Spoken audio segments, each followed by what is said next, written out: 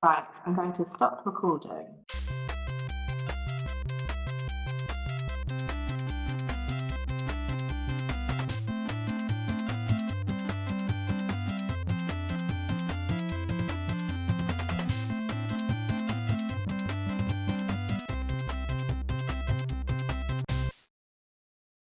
Welcome to Thinking Deeply About Primary Education, the podcast that makes time and space to think about pedagogy, teaching and learning, professional development, anything of interest to time-poor but enthusiasm-rich primary teachers.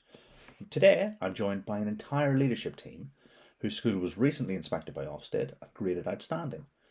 I thought this would be a really good opportunity to celebrate your work and to try and demystify the outstanding grade by taking a closer look under the hood of an outstanding school, so to speak.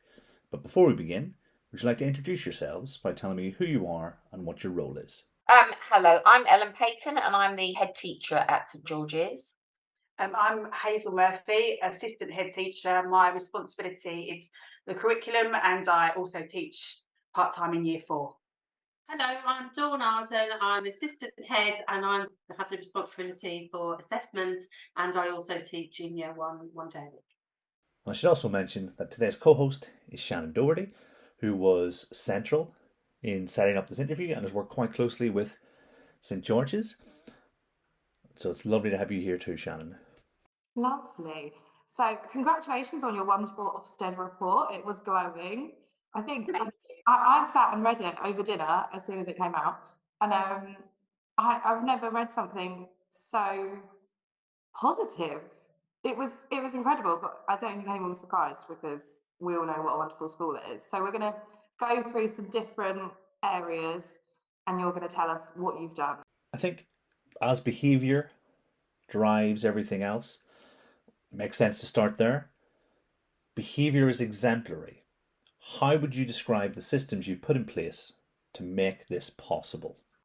And I think the first thing is that when we wrote the behaviour policy, it had all our stakeholders were involved in discussing and talking about and putting in place all the procedures so that everybody has that ownership, also the children as well.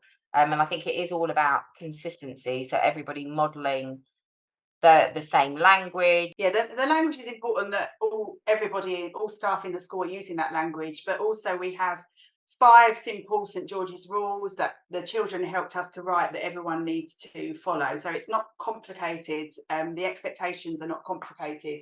So the children are expected to follow instructions, walk calmly around the school, think before they speak and act, be respectful and supportive to everyone, and to try their best. And they know those rules. All teachers and staff know the rules. So that works really well in terms of expectations, and we refer to them constantly. And they're linked very much to being a Church of England school. We obviously have our school virtues and values, and so they are linked very much to our school values. And so it's as we kind of repeat those values and discuss those in collective worship continuously and refer to them when we're talking to the children about behaviour, that also underpins everything to do with our behaviour policy as well.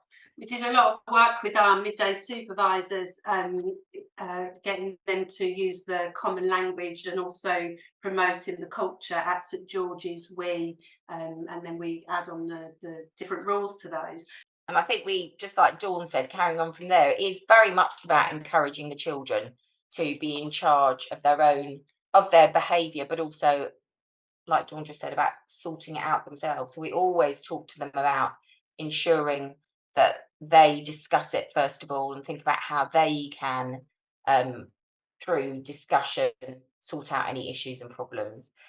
We worked really hard on relationships in the school. So we had during the pandemic, the midday supervisors were assigned to their own classes so that they could build those relationships with the children. And one of our part of our vision is that we treat each other with mutual respect, and that very much feeds into the behaviour policy.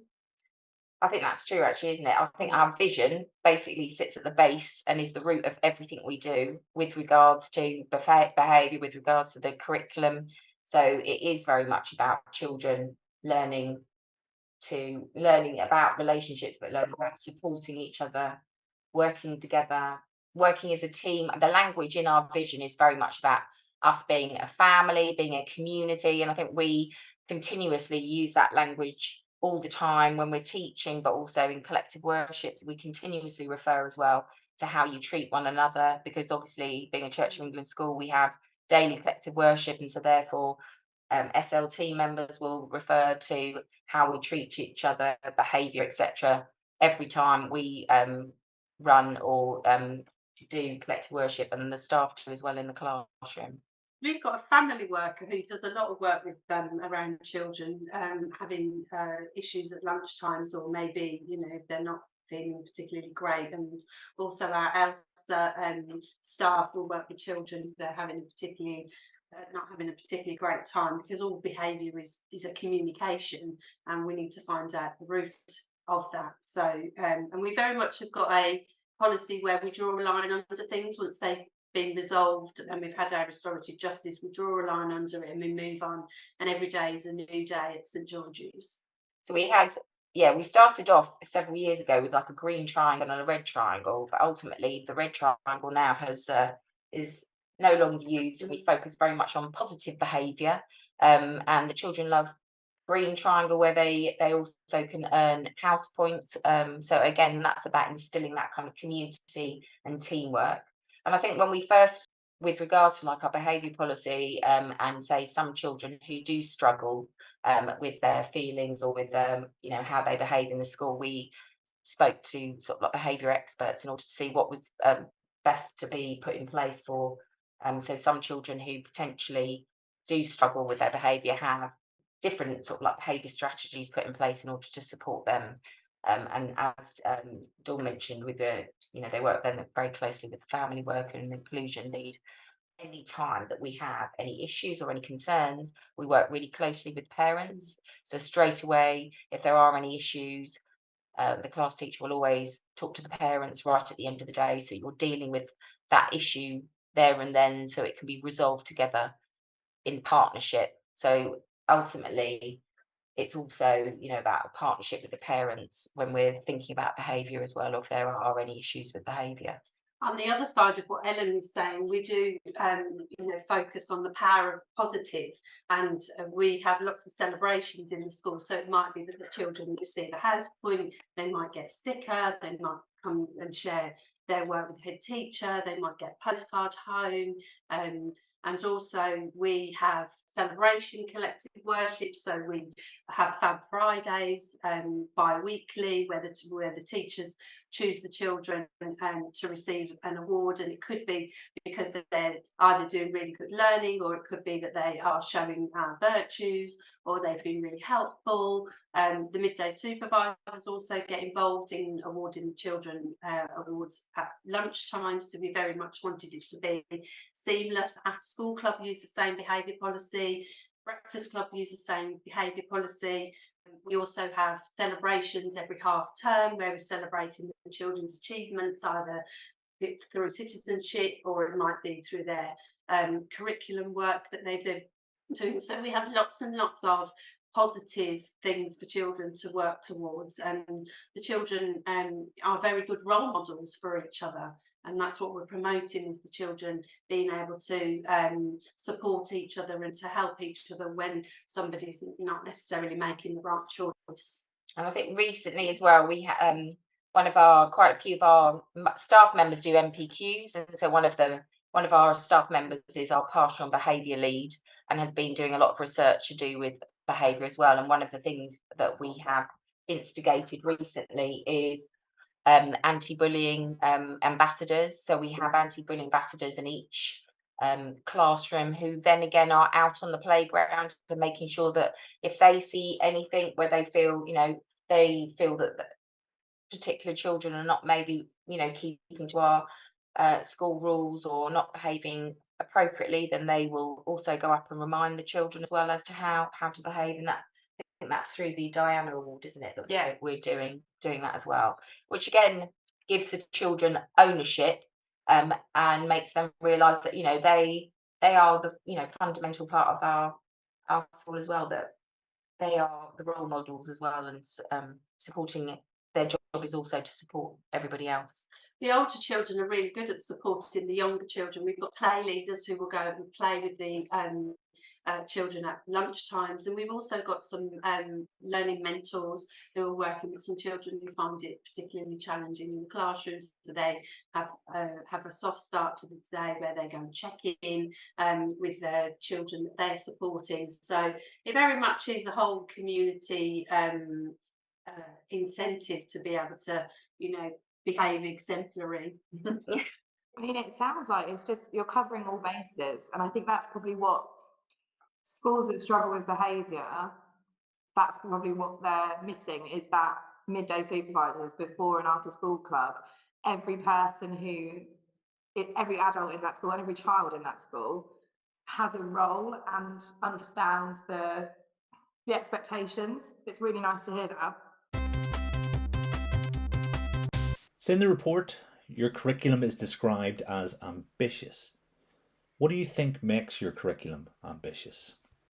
Okay, well, the curriculum is, Ellen alluded to our school vision earlier on, but and as she said, everything we do in the school does stem from that. But within it, there are 3 key phrases: flourish and succeed, which all the children at St George's can quote to you, lifelong learners and mutual respect. So when we, a few years back, thought about changing and developing our curriculum, that was at the forefront of our mind. And the vision was written with in conjunction with all stakeholders as well. So it's another thing where we've been really transparent, asked people's opinions, everyone is aware of it. So when we stripped everything back, that's where we began, with those 3 phrases.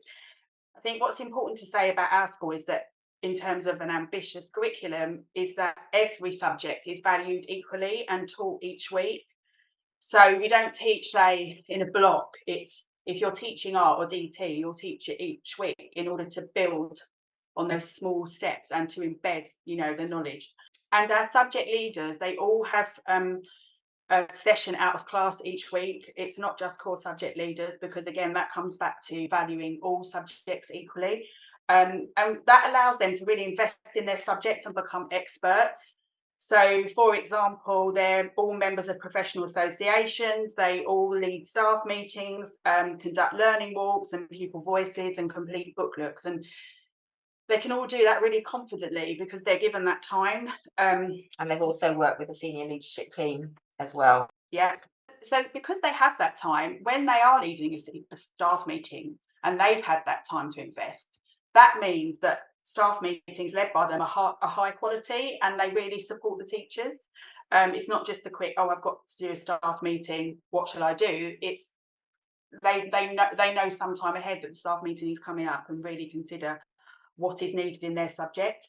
And so they really are experts, and hopefully they are imparting that knowledge to classroom teachers so they can also be experts in the subjects. They actually request the staff meetings. We don't tell them you're going to do the staff meeting. Yeah. They come to us and say, can I have a staff meeting, please? Because I want to talk about this, and I want to develop this, and I want to train the staff in this particular area. So they're motivated and passionate, aren't they? and passionate. Yeah. Yeah. And I think as well, they know they also have are very much involved in our school improvement plan as well. So everything that they are doing within their curriculum is linked very much with the school priorities and what we want to drive on. And like we stated earlier as well, because they're all the majority of them are also doing MPQs, then they have, they've got that opportunity as well to sort of like discuss with others and learn, and become more experts within their field.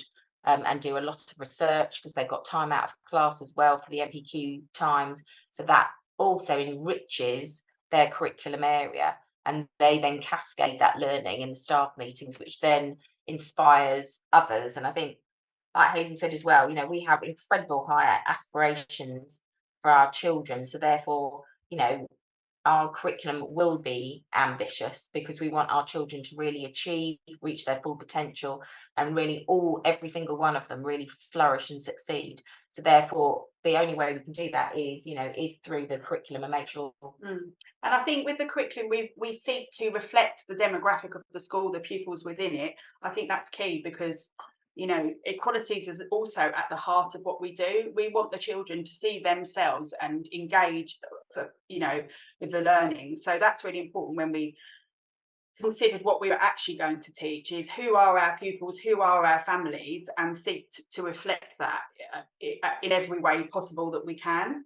And we have a lot of enrichment weeks.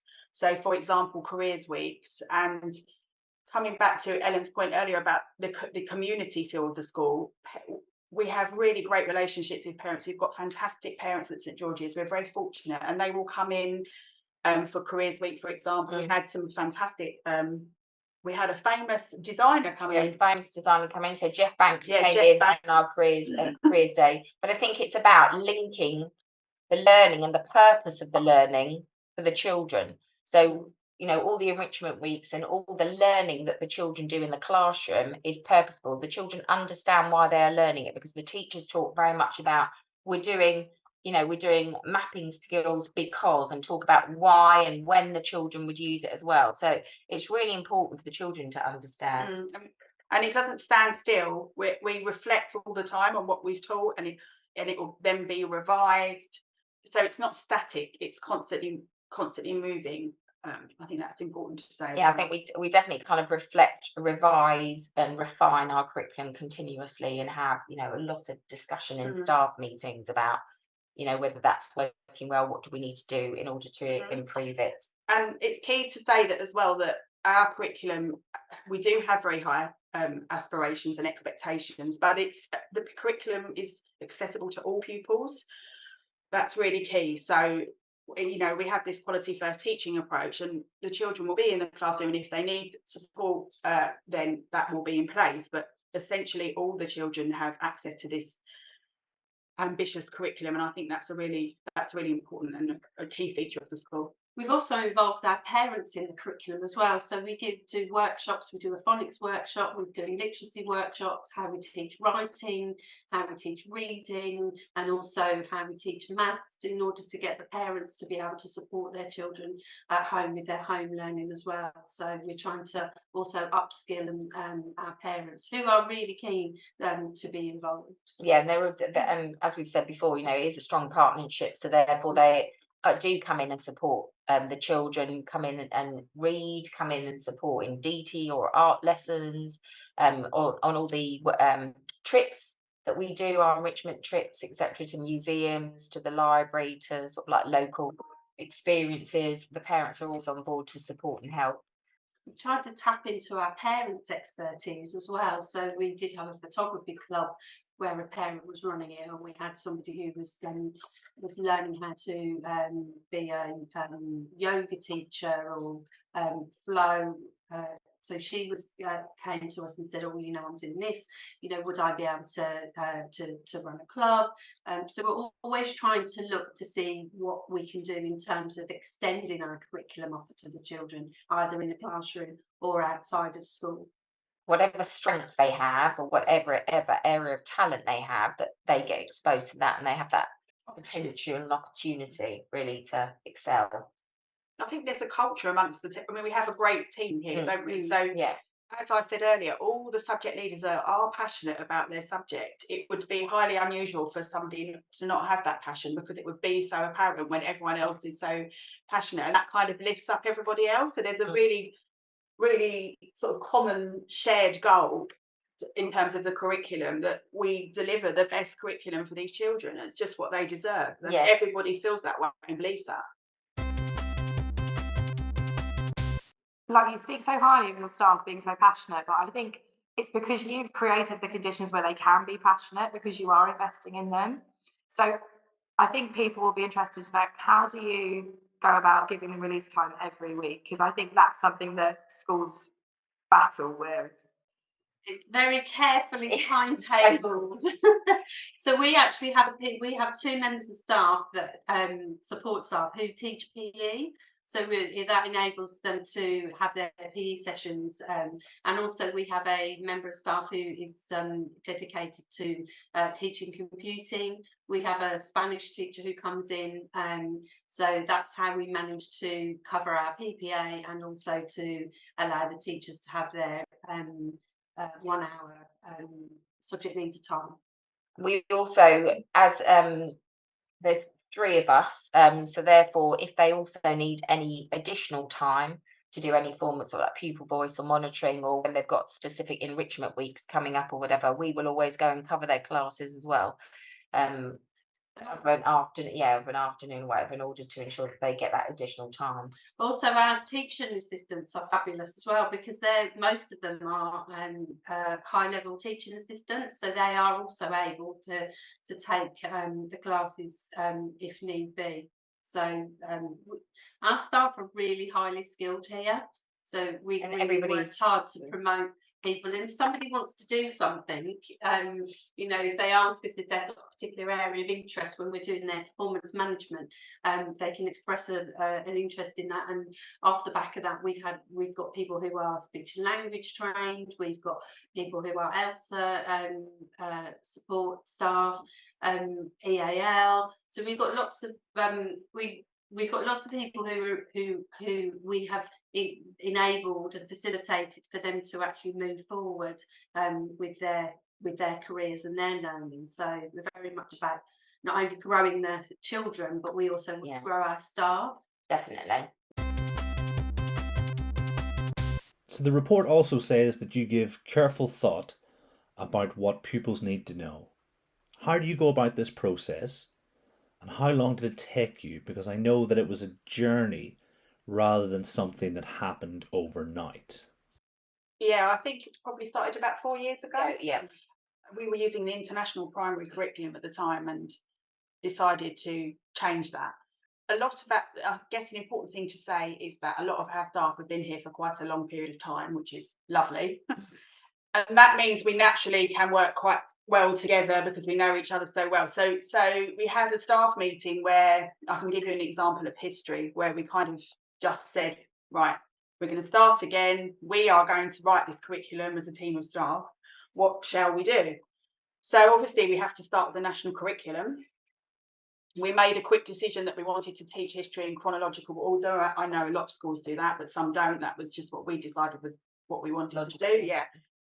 And then we thought about the skills or concepts that were needed, and then kind of mapped it out on big pieces of paper, which year group might teach what, and then kind of agreed upon a set of essentials that we would teach. So, for example, I don't know, in Key Stage 2, the concept of government, for example, we would all say something about democracy or government. So quite a lot of the civilizations will have that. Something about the culture, which is what makes them a civilization, etc. So we thought about these areas that would be covered, and then teachers went off and planned their curriculum for the next academic year. We were given time to do that within a staff meeting. So as we said earlier, as the years have passed, that's been refined. The concepts have shrunk. We had quite a few, and it became quite confusing for teachers and pupils because we were telling the pupils these are the concepts. So now we only have 3 in history, which is much easier for the children and for the teachers. So yeah, so it's been refined over the years, and we did that for all the subjects. Think about what do we want the children to know and kind of put that in place. And then once we'd done that, we thought about this idea of a 3D curriculum, so making horizontal, vertical and diagonal links. Because we are a body of predominantly experienced teachers that have worked in different year groups, not entirely, but predominantly, it does come quite naturally after a while that, for example, if in year 6 you're teaching a science lesson about the water cycle, you might refer back to something in geography in year 3 or whatever it is. Off the top of my head, sorry, I can't quite remember where it's taught, but that's where those diagonal links really come in. That then led to the development of identifying key vocabulary for the foundation subjects in particular. So that was the same thing. We came together as a staff. We had these big pieces of paper out. We asked each other, what do you think is really key here? What words might reoccur? which are really important. Then there have to be, with these tier 2 words, or even tier 3 sometimes. So that came back to me, and then we looked at where they overlapped. We put them all into a table. Once they were all in a table for all staff to see, it makes it really clear to subject leaders when they're talking to pupils, this is some words that we would expect children to know, and they can ask children about that, but also to newer teachers and to the school, and even the established ones, it's really clear where those links are, because this word settlement might appear in this year group in history and in another year group in geography. So then the teacher can say, oh, you'll know this word from history in year X, and so on. So the teachers, we all had ownership over it. It wasn't just one person saying, I think this is what the key vocabulary should be. Here's a sheet. We work together on it. Everyone's invested in it.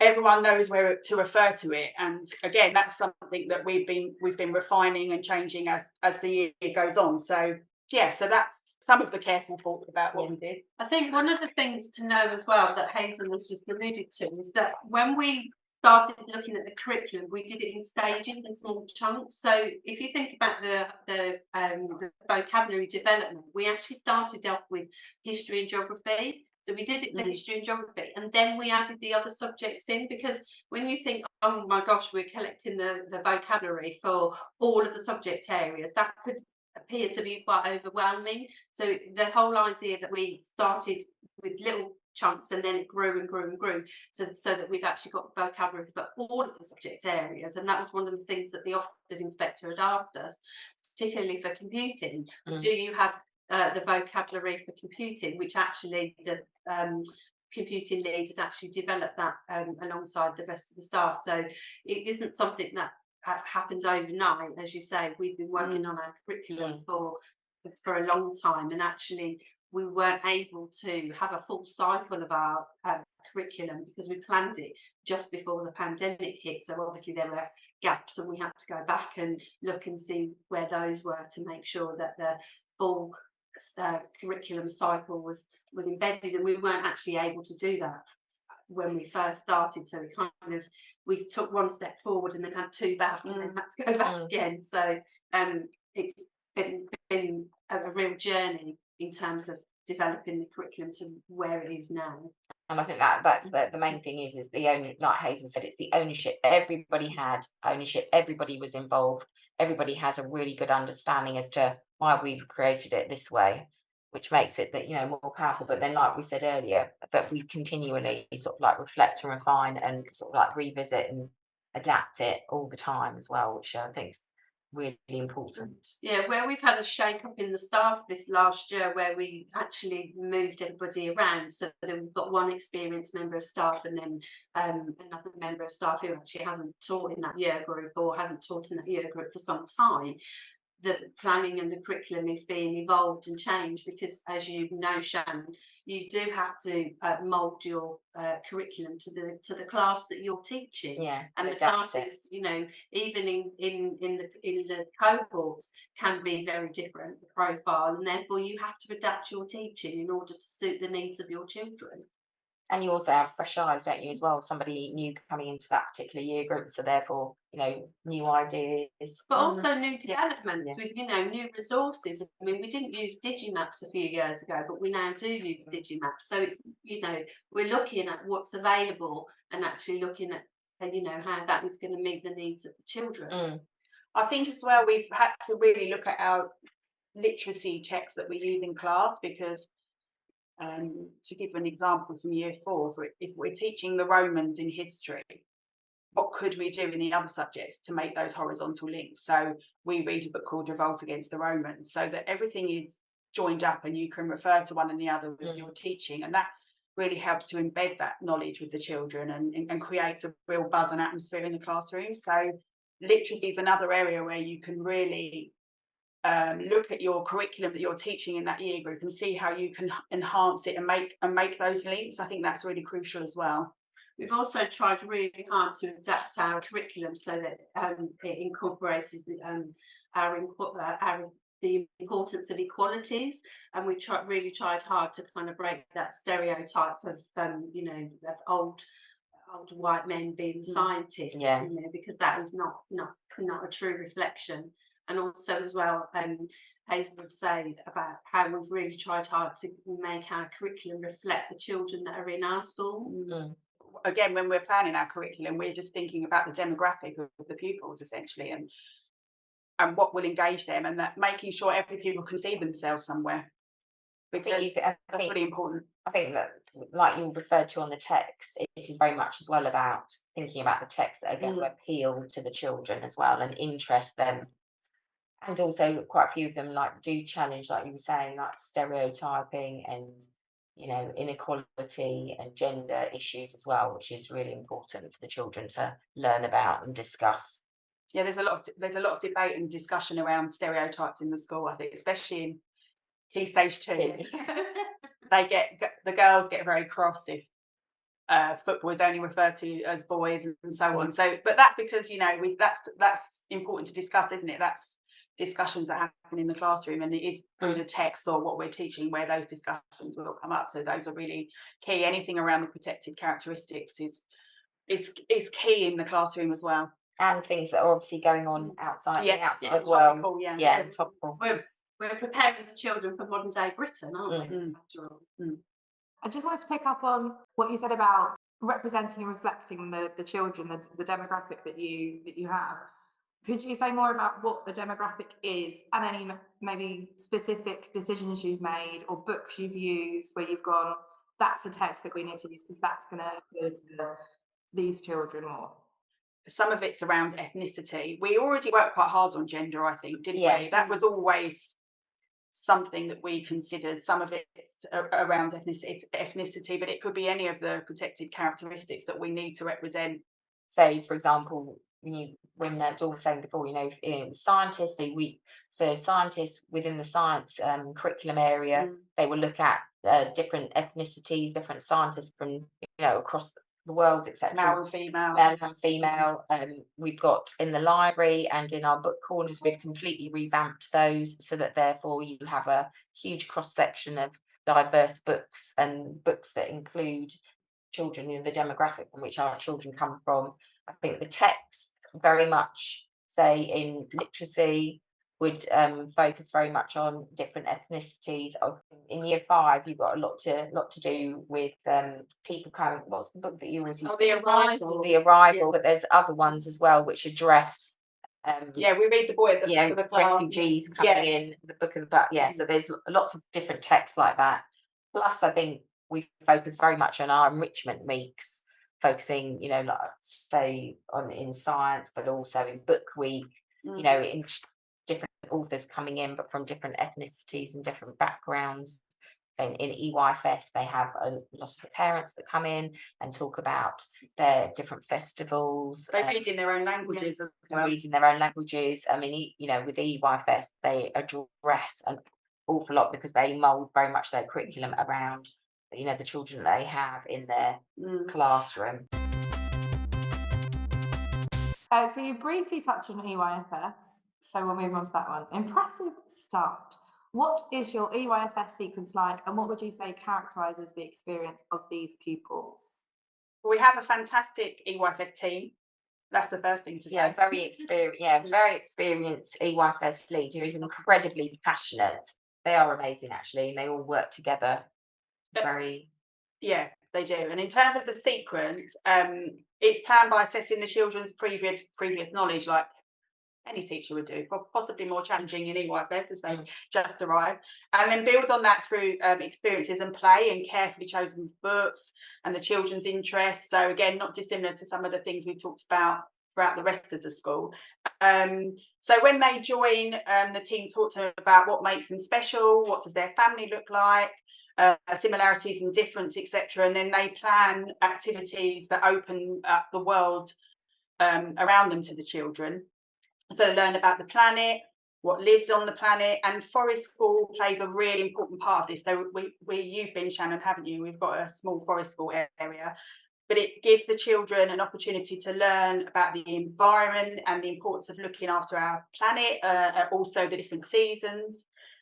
And as we spoke about earlier, because we have families in the school from across from across the globe, parents will come in and talk to the children about the country of their origin and read to the children in different languages.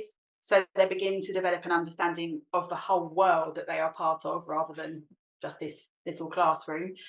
And underpinning that is that vocabulary that we talked about earlier. So when we prepared our vocabulary sheet, EYFS team were very much part of that. So their vocabulary is also on there, and it's carefully planned and related back to all the staff, including the teaching assistants who teach the children.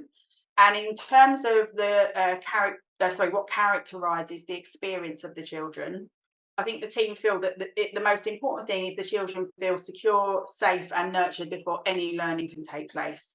So there's a real emphasis, like there is throughout the rest of the school, in the importance of building relationships with the children and families. And that happens before the children start at school, because we conduct home visits and so on. And go to the nurseries and the preschools in order to get to know the children first before they arrive. They have a session of stay and play as well, don't they? So the parents also get to know each other. The environment in the EYFS as well has really been created carefully to develop independence and resilience. So they can go and pick their own fruit, they register themselves. Everything is done in mind that they will quickly become independent, and sort of fosters a love of learning in there. And again, like we spoke about earlier with the rest of the school, the children's interests are valued and reflected in the play and activities, because ultimately that will give them the confidence to succeed. So you, royal you, systematically check what pupils know and understand. What does this look like in the classroom?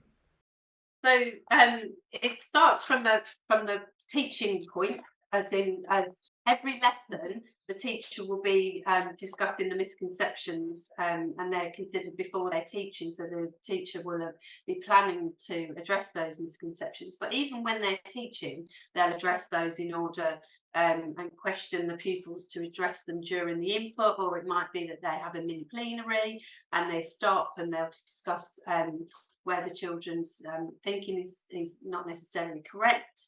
They use cold calling strategies, so they might ask a question and then ask a child who doesn't necessarily put their hands up. But then also might have will have target children who they particularly want to ask those questions, just to extend that child's thinking. Lots of mini plenaries are said, particularly in maths. There's an increasing level of challenge of the questions once you're aware that the pupils are secure. So you might not necessarily just accept the child's first answer. You might ask them another question to probe a bit further, to extend their thinking. Then we also have low stakes quizzes, so in order to promote the retrieval practice, so lots of think, pair, share, questions that you might have picked out the key points from the previous lesson that you want them to do at the beginning of the lesson, and feedback. So we're asking the children questions just to clarify their understanding all the time. And then of course we've got the normal assessment cycle, where we've got where we have our end of unit assessments, or we might end of half term assessments. So we're constantly checking the understanding of the children, and then making sure that we are planning for the next step for the children. And how do you assess understanding and kind of how much they've learned in a foundation subject? How does that differ, or is it the same across the board? Oh, it's the same across the board. So Yeah. we still assess our foundation subject. So at the very beginning of the unit, all our lessons are based on an overarching big question, and then all the lessons will feed into giving the children knowledge and skills to be able to answer that big question. So we might do a mind map at the very beginning to find out what they already know, or we'll have a quiz where they have to answer a question, or they might have multiple choice questions. And then at the end of the unit, we'll then reassess and ask them that big question again, and the children will be able to add more information into to answer that question, and we'll be looking for the children to be using the vocabulary that we taught them, and we're also looking for the children to be addressing all of the key questions and all the key points that we wanted to teach them. So what you should see in their books is the beginning of their beginning of unit assessment and their end of unit assessment, and you should be able to see that the children have made progress along the way. But there's that continuous assessment as you go from lesson to lesson to lesson to find out, you know, what they can remember from the previous lesson. But as we've already discussed, we'll always be referring to previous learning in different units or previous learning in other year groups, and across the curriculum, making those vertical and diagonal links all the way through the curriculum. I think as well, in terms of that question, how do you know it's embedded in their long-term memory, which is always tricky. Our subject leaders, when they will talk to the pupils, they'll refer back to previous years' learning and ask them about that. What do they recall? And when I've done that with pupils, they will always recall lessons that are more activity based. So for example, when I was asking children about history in year 3, you learn about Stone Age. They've been required to physically build Stonehenge. As soon as it doesn't matter if they're in year 6 now, these are the same pupils where if you ask them what they remember from that long ago, that's really stuck in their head. So that helps them just as much to remember the topic, that they've done something activity based like that. But then once they've remembered the topic because of that, then this will spark off other things that they then recall. So it's kind of important to have somewhere in your unit that kind of a hook, or something that they really not something that is memorable for them, practical for them. I think when they're learning something, obviously. I think that's why trips are really important. I was going to say, you know, going to the British Museum and seeing the artifacts, or perhaps having a workshop where they've handled things, but it always sticks in their memories. Yes. And then the rest of the information then just flows once you can remember that activity. And things like geography field trips or visiting like Scadbury Park or whatever, when they're talking about seasons, that's then the hook, isn't it, or something that they then remember, which you can then delve further with the learning and the retrieval of the learning. I mean, the report reads like the kind of education I would wish for every child to experience. In your opinion, what makes it outstanding? I think we asked the children for that actually, rather than us. And we said to the children, why do you think our school is outstanding, or why do you think the education that you're receiving is outstanding? And all the children said it's the teachers. It's the teachers that the fact they bring the learning to life, the fact that they adapt the learning to suit our sort of like learning styles, that they think very carefully about the lessons and do it in small chunks, so it's not that sort of like complete overload of learning. That the teachers are very approachable and kind and caring, so therefore they know that if they don't understand or are struggling with that particular concept or that particular lesson, they know that they can sort of like the teacher will sit down with them and go through it again. We also they know that they can sort of the teacher sits with them in groups, and so does the teaching assistant, so therefore supports them all the time with their learning. So ultimately it was about the teaching experience that the children receive. And also how that one commented that all the staff are nice and there's many people I can talk to, and that kind of come back to our vision again, this concept of mutual respect. Hopefully that really comes across to the children as well, and visitors to our school, that the children have many adults that they could speak to if they needed to. There's just a nice team feel in the school, and everybody works as a community. It's a community sort of family type feel, and that makes everything so much easier, because teaching is a challenging job, and having the right people around you with the same shared goal, I think is makes the ultimate difference. I also think the fact that we ask the children shows that the children are at the centre of everything we do. And actually, it's the children that make it outstanding because of what we give to them, and the feedback that we get from them just makes it an amazing school to work in. Yeah, I think the children know that they are at the centre, And I think our families really understand that, the children are at the centre of everything that we do, and equally they are more willing to work with us. So it is a partnership.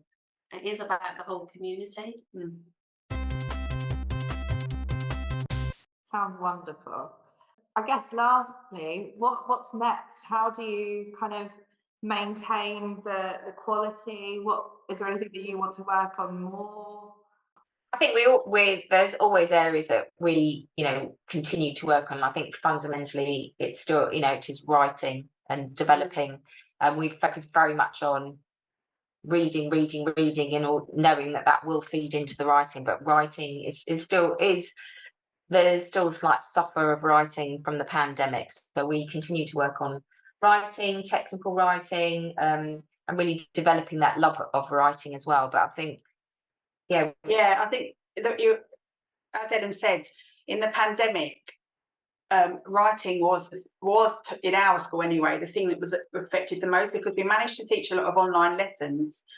So if the children attended the online maths lessons, they were still getting some math, the correct maths teaching. But it's very hard to teach writing online because you can't. It's very much in the moment, isn't it? Yeah. And marking at a point in time and talking to the children about their work. So you were kind of teaching a literacy lesson, then off go the children, and they're kind of on their own, and then that meant that the progress was stunted, and then there's gaps, and it's trying to still plug those gaps and push the technical writing forward. And I think in terms of our children who struggle with writing or struggle just in general, it's about building their confidence and their resilience, because I think that's really taken a real hit. And I think when your confidence is low and your resilience is low, you get an apathy, and then you don't necessarily perform as well. So it's about small steps. It's about building that confidence, building that resilience,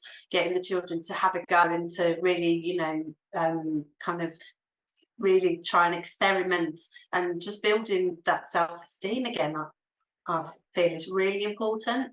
It's been a really fascinating insight into how you've organised things and how you try and make sure that every pupil is in receipt of the highest quality education. All I have to do is say thank you very much for joining me. Thank you for inviting us. Thank you very much.